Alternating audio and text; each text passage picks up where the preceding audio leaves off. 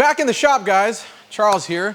And guess what? We haven't filmed a video in a couple months now. And this is now Function Factory Performance is over there. And this is Function Factory Racing. So, yay! New company. So that means my best friend, Alex Tillman behind me, is full-time with us. And so that means in this shop, between these doors, I love the leaf blower behind us. If you're watching this and you want to get your car worked on, hit us up on ffracing.co to inquire now, because guess what? We are booking label and we want to get those things filled up. But anyways, enough advertisement on that. Behind me, we've got my mentors. 2020 BMW M8 competition, brand new to him. We'll be doing downpipes on this car, and we'll be doing an Akrapovic exhaust. And if you guys don't know, me and Alex love Akrapovic because obviously it's titanium and it fits perfectly every single time. We are doing the Akrapovic rear diffuser just like we did in Clinton's car. So this car is pretty much a duplicate. So if you guys don't know, this is the same motor. This is going a little above Clinton's X6M. Here's a link to that video here.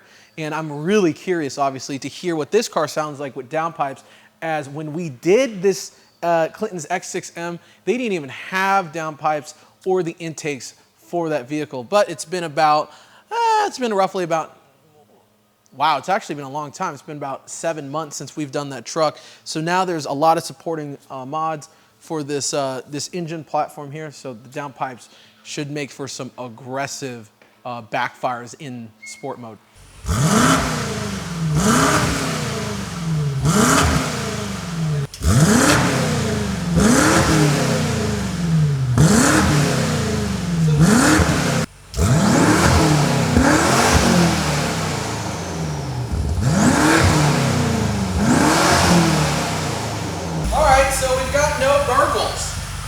Sad.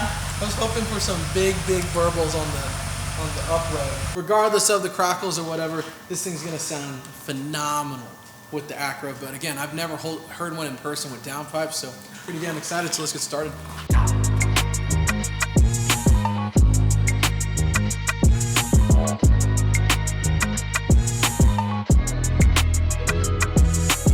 All right, guys, we're in here working on a 2020 M8 comp. I'm currently taking off the necessary things to access the downpipes. We're gonna be putting in some new high flow catted downpipes.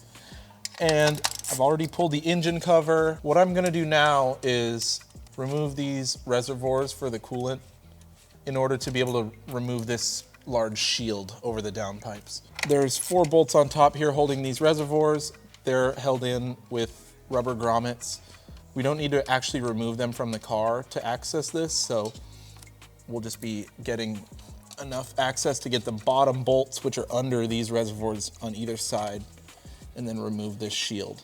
You'll also need to remove all these little clips and things holding the O2s, and I'll kind of go through that a little bit more as we get into this. All right, so I'm starting to pull off some of these wiring and hoses on top of the shield.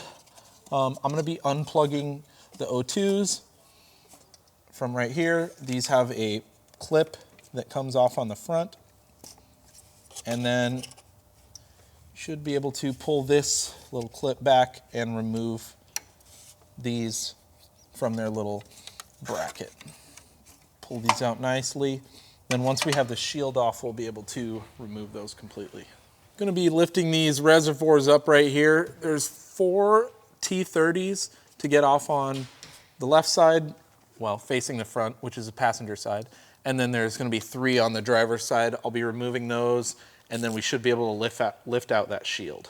So I'm moving on to the driver's side now that we've got the passenger side free. These ones can be a little more difficult to access. I was mistaken, there are 4 on both sides. I couldn't see the far back one from the angle I was at. I'm using a ratchet that has a swiveling head on it in order to reach under the reservoir. It's not exactly easy, but it's gonna save a lot of time from having to opening up the cooling system on this car and re-bleed it when we're done. Just working on these guys right here. The back 2, I'm using a extension to reach so that I don't have to get the whole ratchet in there. And then the front 2, I just used the short ratchet underneath the reservoir. Make sure to be careful not to drop these. It's super easy. All right, there's a couple more clips under the reservoir that hold this wire harness on. Looks like I've got everything disconnected now. All right, so I've got a little more give on this left reservoir, so I'm gonna try to lift that side out first, and then I'm gonna lift this up so I can snake this out of there. The next thing we're gonna do is remove the upper O2 sensors. You have to have one of these split O2 wrenches because BMW plugs are huge. So the typical one where you can just slip the O2 plug through won't fit. So anyway, this is a 22 millimeter. I'm pretty sure you can buy these on Amazon or at any local parts store. You're just gonna end up paying a little bit more for it. There we go. All right, now that we have the O2s removed, there are 4 more T30 Torx bolts. Everything I've done this far has been all a T30. These just retain the heat shield. And once we're past this step, we should be down to the downpipes. So now I've got these 4 bolts removed and the O2s. We're gonna remove this heat shield. If you lift up on it and it's stuck, there's a little tab in the back that will kind of retain it. If you just loosen that up real quick, should be able to sneak this guy out. Now that we have our heat shield out of the way, next thing we're gonna do is remove these brackets on each side of the turbo. They are a 6 millimeter Allen on all of these. I'm gonna be using this T-handle for this top one just because it's easy, and then I'm gonna switch to a socket for the lower ones. All right, there's one of our brackets right there. So now we're gonna move on to removing the secondary O2s.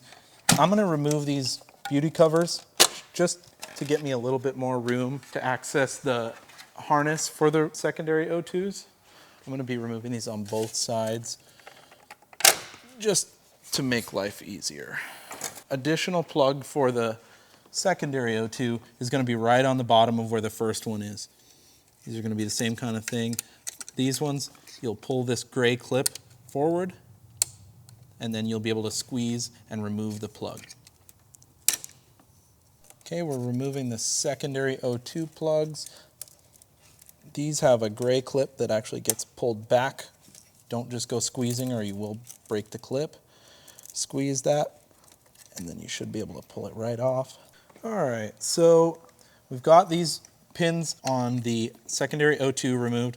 Like I said, you can see this little gray clip that pushes in and out, and once you pull it back, then you'll be able to squeeze and disengage the clip. This one was a little interesting. It was kind of tough to get out, but regardless, it's out now.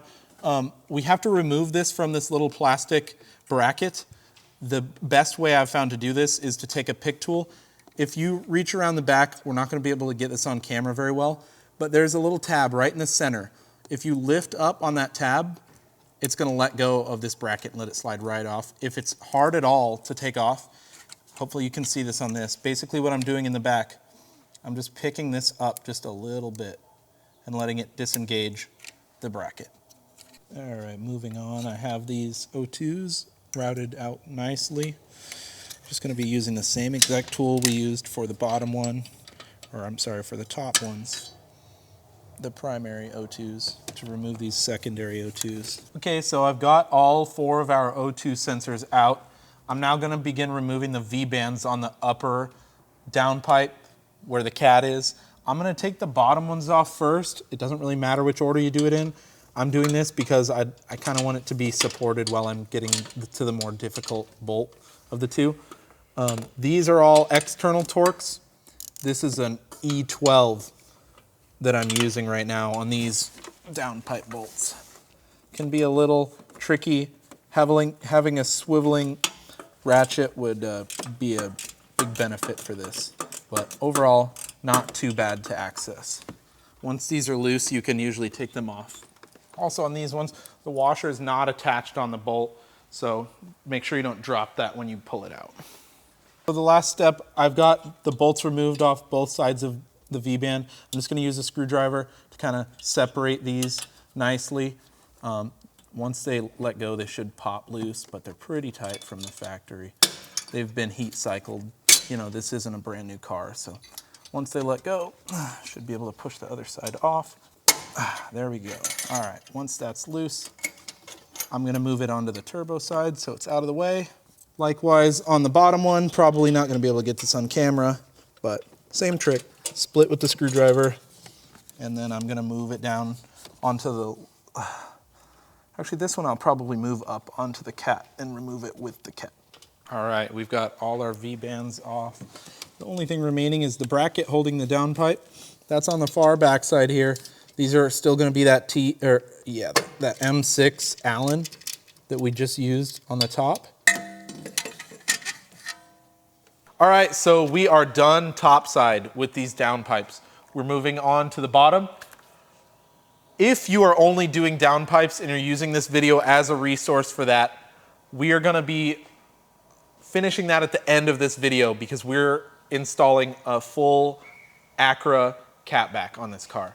So I'm gonna be removing the engine under tray, which is part of the downpipe install, as well as this center X brace and the rear diffuser on this car.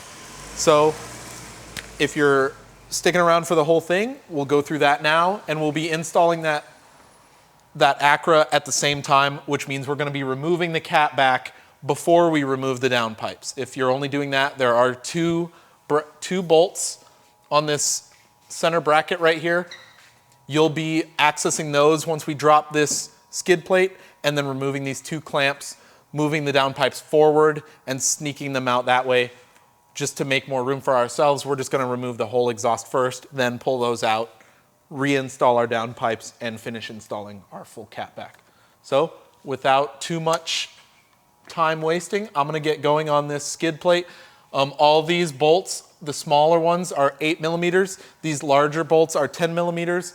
And we're just gonna work our way back the whole car, take all the under trays off of this car, and get going. I've only taken off 8mm so far. I have to pull both of these side panels to access these brackets right here, which I didn't initially know about. These are 16mm bolts on either side of the car right here. You're also gonna need to drop just the back half of this front tray to access these four last 10mm. The last things I have is you know, these numerous 10mm on this main aluminum panel, and then we'll be able to get this down, which will give you access to your downpipe bolts. All right, so next thing we need to pull are these rear plastic under trays.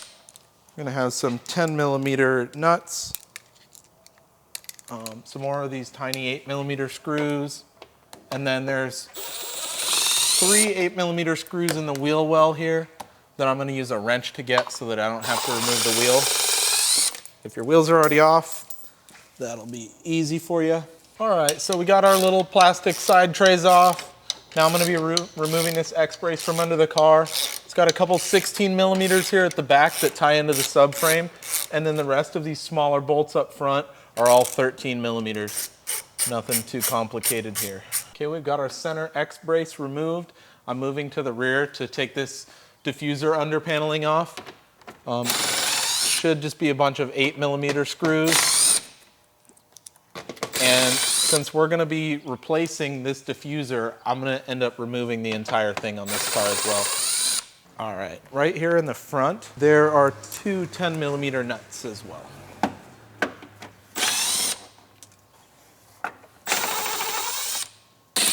We pulled all but these last 2 side screws for the diffuser, and I am going to be pulling this diffuser now because we have our new Acra unit to put on this car. Now, after these 5 screws are removed, these should all be interference clips, and I'm just gonna take a moment to figure out how these disengage properly. All right guys, so I've got all the bolts removed from the bottom of this diffuser. There's 5 of them in total. This diffuser just has clips all the way around the perimeter of it that disengage by pulling straight back. So nice and firmly, but gently at the same time.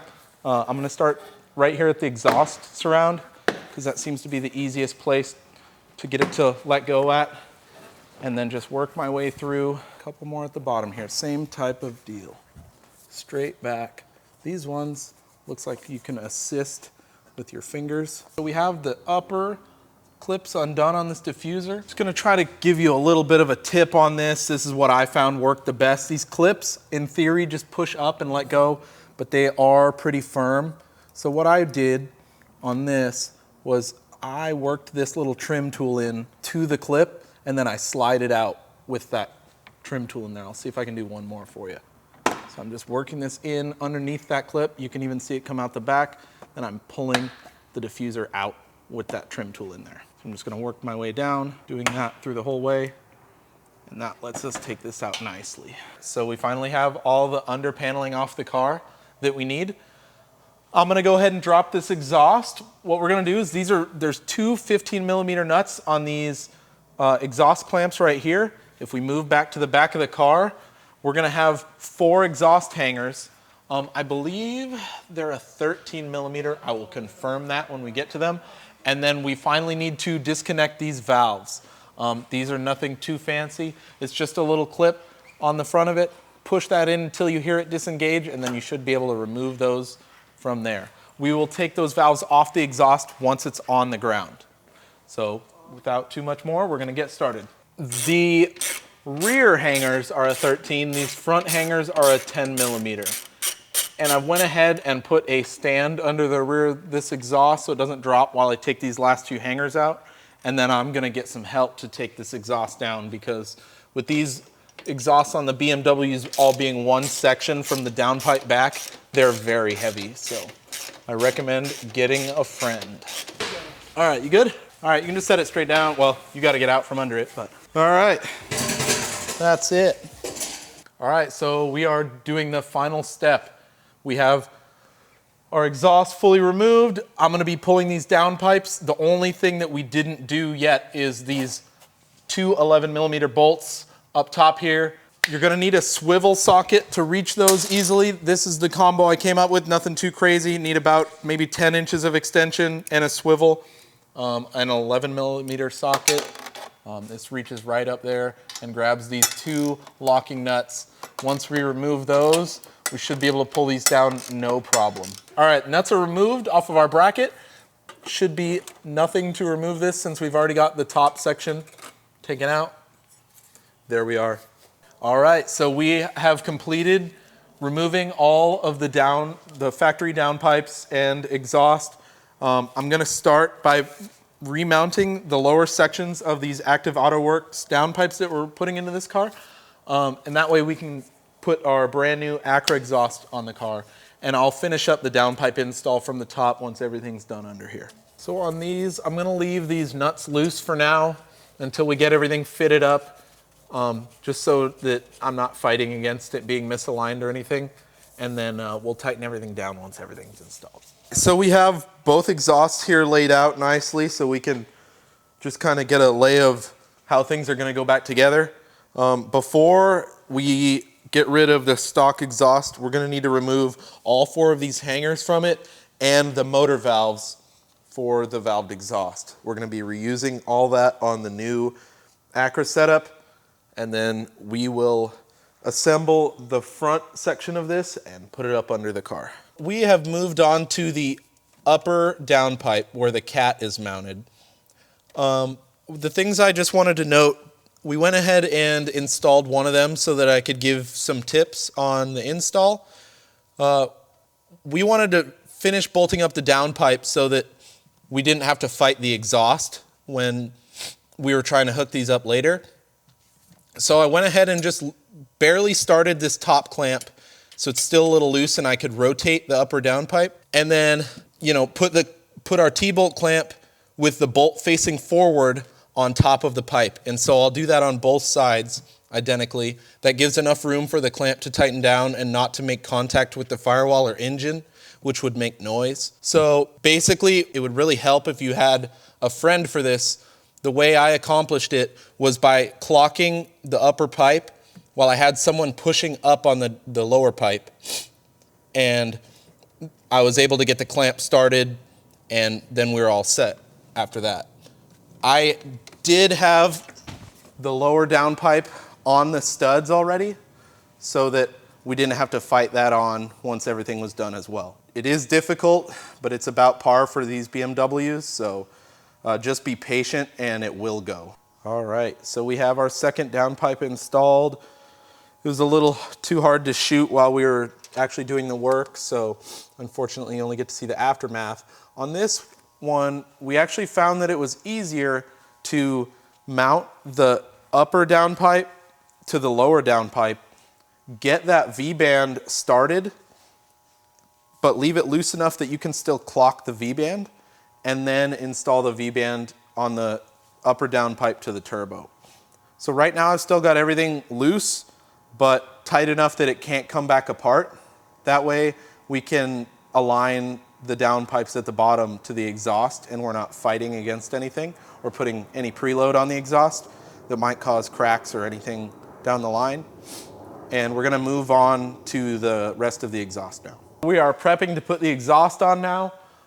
One of the steps for the Acra install is to remove these two side heat shields in the rear, disconnect this little Christmas tree clip, and then we're gonna pull this harness through this hole and add the harness extender that's provided with the exhaust. I'm not sure how well I can show this, but if you can see there's a stopper on one side of this harness, so you really can't hook it up incorrectly. That's gonna match up with that groove on that side. Push these until you hear the click, and then we'll feed this back down through the heat shield. So we're preparing to put the new exhaust in. Just to prep before we put it up, I put our front hangers on the exhaust. I've installed our clamps so that we don't have, get stuck with them off later. And I'm gonna put the link pipes together before we put it in the car. We're gonna slide this front section up onto the downpipes, and then we'll be able to mount those rear hangers, and that will keep the exhaust supported. And then we'll put the rear section in by itself. Finishing up prepping the rear section to put in the car, what I did was I took the hardware out of this larger band clamp so that I could slide it further back than it goes. On the rear section, with them angled in, they can't both slip on at the same time. So we have to slip this side on and then pull this clamp back and put it together. So I'm gonna reassemble the hardware once the exhaust is up. And I'm getting both of our clamps set up to where the bolts will be facing down so we can access them, and everything is on. The actuators get the Akrapovic spring with the rest of the OEM hardware on top. We're reusing the heat shields and the bolts, as well as the motors themselves. In the back, I've got our hangers set up, ready to go. Once I get this slipped on, I'm gonna put bolts in those. And then once the entire exhaust is in the car, I'll go ahead and tighten all our clamps front to back. So we've got the rear muffler section in. Unfortunately, I was borrowing Josh, our video guy, to help me put it in, so I'm not sure if any of our footage will be usable. More or less, this needs to come back to get the brackets behind it before you can end up slipping the pipe in. And then basically we slid this joint in until this side lined up on its own. If you push it too far in, it'll misalign, and if it's not far enough in, it'll misalign. So basically once this thing is like perfectly flush, you're good on this side. Now that we're here, I'm gonna go ahead and tighten up the exhaust, and then we'll come back and mount our diffuser and tips. All right, so I'm starting the process of tightening up everything on the exhaust. I'm gonna start with these downpipe brackets first, and then I'm gonna tighten up the top of the downpipes, and then we'll work our way front to back with the exhaust, making sure everything is properly engaged on each other so we have no exhaust leaks once everything's said and done. Just to kind of go over the hardware, these downpipe bracket bolts are an 11. I'm using a little swivel on the socket. You could probably get the ratchet up in there if you wanted to, now that the secondary cats are removed and we just only have that high flow primary. I've got the downpipes all tightened up top. I'm working my way front to back, making sure every pipe is fit correctly. On these front ones, I kind of clocked them up so that they don't hang too far, but you also want to make sure that they have enough gap from the body so that you don't get vibration or noise in the car from the exhaust hitting. Just to go over hardware for you, these front two clamps are 13 millimeters, the center two clamps, and the driver's side rear is a 15 millimeter, and the band clamp on the passenger side rear is a 17 millimeter. So pretty straightforward. Make sure that you have full engagement through the slots. If the pipe isn't far enough in, you'll have an exhaust leak. Other than that, pretty straightforward. All right, we've got all our clamps tight. The last thing to do is to hook up the plugs on the exhaust valves. These are really straightforward. They plug right in, and there's a little gray clip that gets pushed in that locks them from being able to be removed. Other than that, we are gonna start putting the under paneling back on the car, and I'm gonna mount the diffuser and tips last. Putting our under paneling back on, I'm gonna work my way from front to back of the car, and basically on this front center panel, it's mostly 10 millimeters. There's a couple 8s and 16s. So what I'm doing now is starting every bolt by hand to make sure everything is located, just because there's so many of them, and also to prevent from stripping anything out. And then I will run them all in once everything is set. All right, I'm putting the center X brace back. Just like the front, I'm locating all the bolts, starting them before I run them down tight. These front, there is 10 of them. They're 13 millimeters, and the two rear ones that tie into the subframe are 16s. So after the metal center and X brace are in, I went ahead and put the front plastic shield back up. It's only a bunch of 8 millimeters. Then after this one, I'm gonna do the two side rear pieces, this one and the other one. And then the final pieces to put back on will be the two side covers. I've got these two little side spats on either side. I'm starting to put on the little side felt lined ones.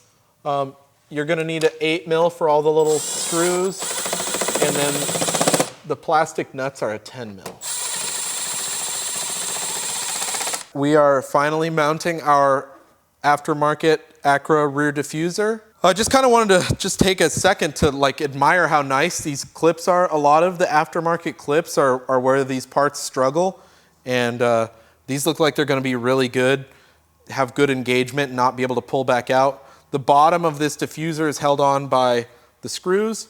They have provided a spacer for the bottom of this. So basically the spacer will space the under tray down a little bit, and then they give you longer screws as well. So I'm gonna be popping this in just with the clips for now, and then we'll add the bolts when we add that second trim piece underneath. We've got the diffuser installed. I'm just putting the bolts in on the bottom and this muffler cover. Just a note, those spacers I spoke about in the other video were only for Grand Coupe models only. Everything else should just go back like the factory one. You're not gonna end up using the center bolt anymore on the diffuser, so you'll have one left over. And other than that, we're almost done under the car. We are onto the exhaust tips. On these, the inside pipe is gonna be the one that the tips actually mount to. It's got a male side of the flare on the exhaust and a female side of the flare on the tip. Those are gonna go right on there and mount with the outside tip kind of floating so that you can align these to where you need them. You're gonna put the clamp with the bolt head facing down so you can access it under the car towards the center of the tip, and then slip both over the top, and then I usually snug them up before I align them, and then I'll tighten them down to their final torque spec. Once you're happy with your fitment on your tips, you've got both sides looking good together, you're gonna torque these down to 26 foot-pounds. We are top side again. I'm reinstalling the rear O2 sensors. I recommend using a little bit of anti-seize on these so that they come out if you ever need to take them out again. After heat cycling, they can be pretty difficult. I just finished installing the secondary post-cat O2s.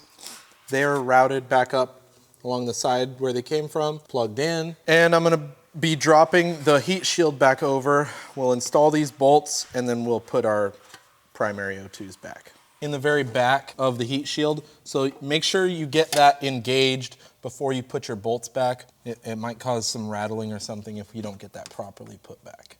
All right, I just finished reinstalling the primary O2 sensors. I'm gonna be routing them through this little bracket and snaking it back where it goes. So I'm just putting back all these little T30s. There's 4 that mount the bracket to the engine and 4 that hold the wire harnesses to it. And then we've got a few that hold the coolant reservoirs on top. Pretty straightforward stuff. All right, I've got the cover on all our little coolant reservoirs and such bolted down. Just finishing routing these wires for the primary O2s, getting them all plugged back in where they go. Nothing out of the ordinary. Just making sure that all of these little metal clips go back where they're supposed to. And then don't forget about this larger wire back here.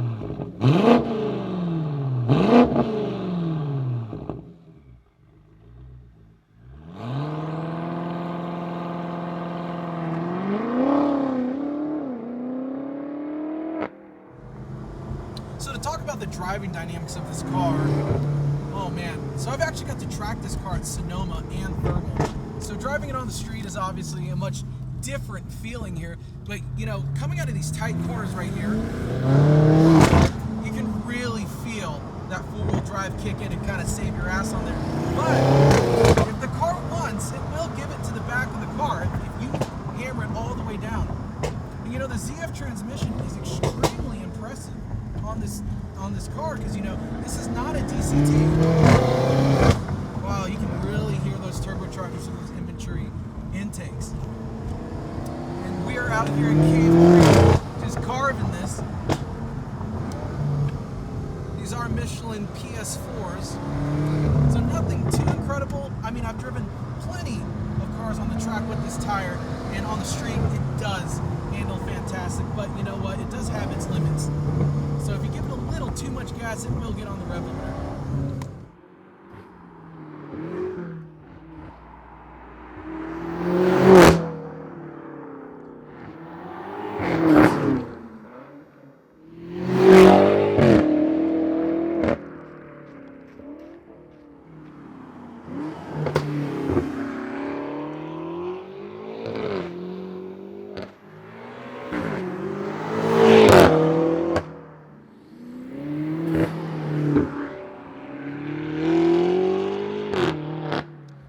Wow. So the M8 competition definitely lives up to its name, competition. This car is blistering fast with the upgrades that we just did on this car. You can hear the turbochargers from the front all the way to the back, from the Eventuris all the way to the back of those Acra tips. You know what? That tune, you can definitely feel that additional power when you carve through these canyons over here. So again, guys, if you're loving what you see, leave a comment down below, like the video, and definitely subscribe to this channel, because we're going to be putting out more videos just like this. Thanks for watching, guys.